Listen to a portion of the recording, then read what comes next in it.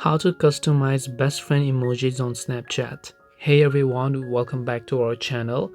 In this video, I will guide you on how you can customize your best friend emojis on Snapchat, so make sure to watch the video till the end. In order to customize your best friend emojis on Snapchat, all you have to do is go ahead and first of all, make sure to launch the Snapchat application here.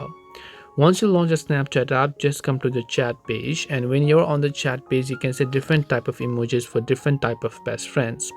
And let's say you want to customize these type of emojis, you have to tap the three dots icon located at the top right hand corner of the screen.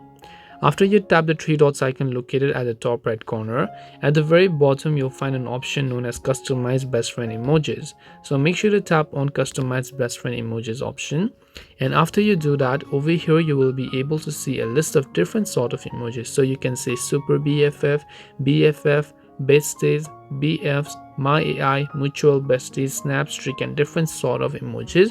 So let's say I want to change for the Super BFF, I can select that and I can just choose any of the other emojis that I want over here. Once I select any other emojis, when I come back, that emoji will get successfully saved. Now let's say you changed so much but you want to reset them to your default.